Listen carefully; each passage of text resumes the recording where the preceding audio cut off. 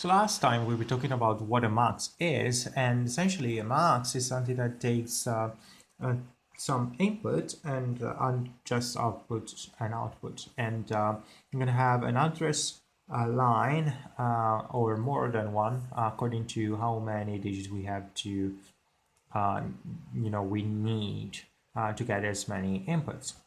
And we basically said that it's going to be very, we can express this as a sum of product with the main terms by writing a truth table. And it's actually useful whenever we deal, if we have a kernel map and we want to, design a certain circuit and we only have a mux, it's going to be pretty straightforward to get the output.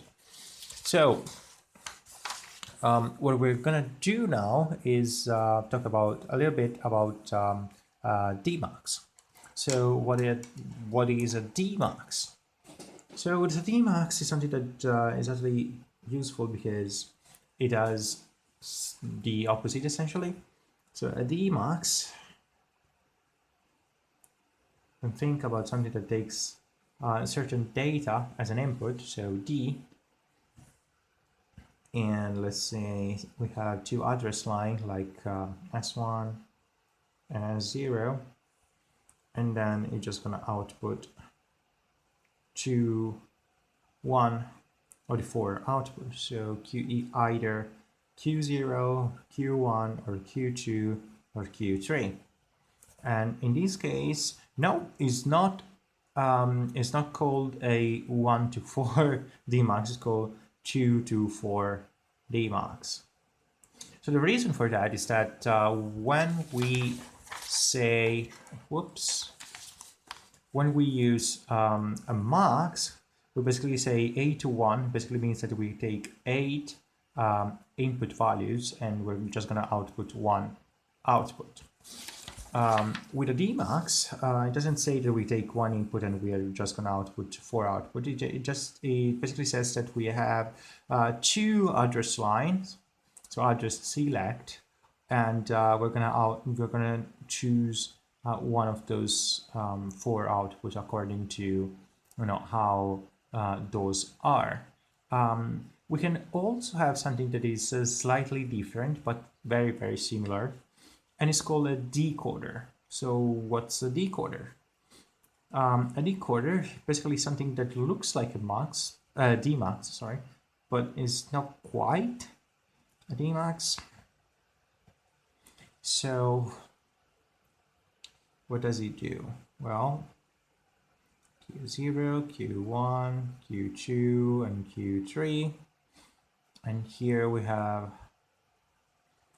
I0 and I1. This is 2, 4, decoder. So basically what a decoder does is basically takes the input and just gonna choose an output, but this one is not the data, it's actually the enable line. This is the enable line. Can be set to 1 or 0, whatever.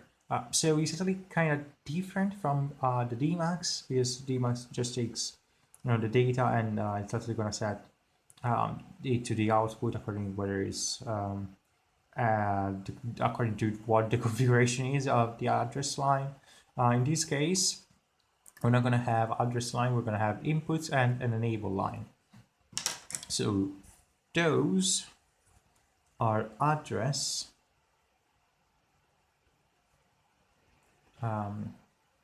lines. Those are inputs lines. Well, then address input lines. So a decoder is totally different from a Demux in this sense. So let's suppose that we are going to have some kind of decoder, right? Like something like a 3 to 8 decoder for our 8 to 1 max, so we're going to have a 3 to 8 decoder, for instance.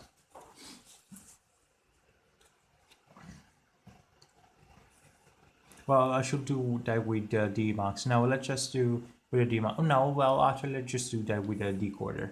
It's actually, I'm not gonna do that with the Dmax. I'm gonna do that with the decoder.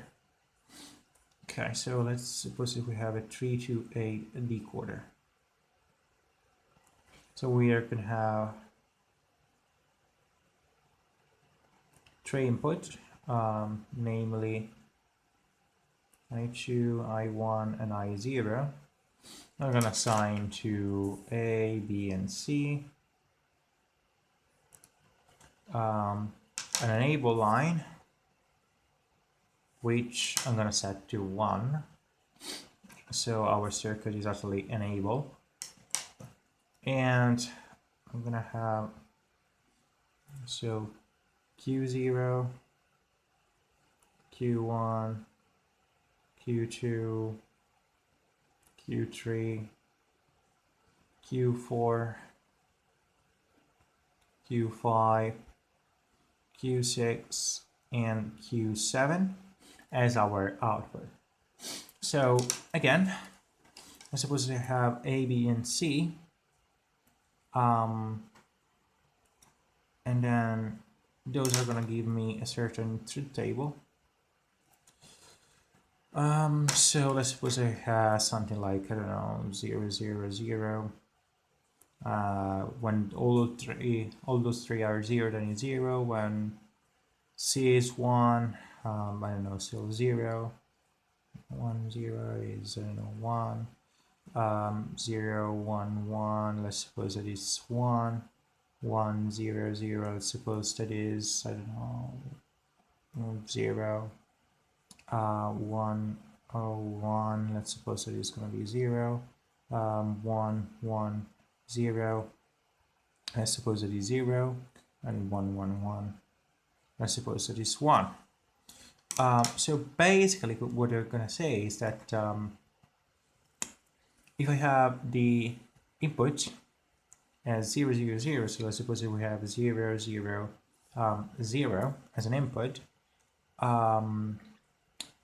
then what we're going to get in this case is going to be that only one of those output lines is going to be enabled, and the other are actually going to be disabled. So how do I know that? Well, it's pretty straightforward, because whatever your input is, we're just going to set one line high. So if we had 0, 0, 0, the output in this case, would be 0, 0, 0, 0. So essentially only this line is going to be high, so this one is going to be high, and all the other are going to be 0. Essentially Q0 is going to be high, and all the other are going to be low. If I had something like, I don't know, like 1, no, like 0,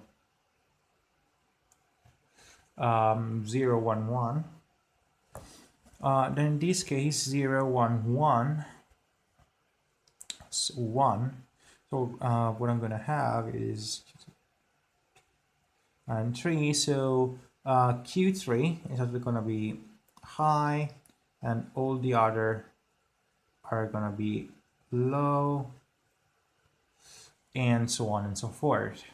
So basically, having a decoder is actually pretty, is actually useful, because this is what it's just gonna do. If I put, for instance, other things are gonna be high, and I can just take those lines that are gonna I want them to be, I don't know, high, and I can order them together. For instance, if I have I don't know, 1, 0, 1, then Q5 is going to be high. So, you know, I can do that several times. And I can basically OR the one that I want to go high to get the output. So this is basically how we can use a decoder as a design block. And if you want, you can basically think about each of these locations as a min term. So what you're basically gonna do is that you're gonna OR the proper min term. What I mean by that is that if you think about these as min terms, you can basically say, okay, then you can assign them as sum of products. So you can say like A, B, C. When both of them are 1, then it's going to be 1. Or A, B, not C, and so on and so forth, according to how they are. So for instance, you can say things like A naught times B naught times C naught. And here you can say A naught times B naught times C, because C is 1. Then you're going to have 0, 1, 0. So I'm going to have A naught times B times C naught. And then you're going to have A naught times B times C, because B and C are 1, 1. Then you have 1, 0, 0. So you have A times B naught times C naught. Then you have 101, so you have A times B naught times C. Then you have 110, so you have A times B times C naught. And then you have 111, so you have A times B times C. And you can basically, you know, express, you can, as I said, you can basically express that as min term. So you can basically use a decoder as a min term generator, sort of that. So yeah, that's pretty much it.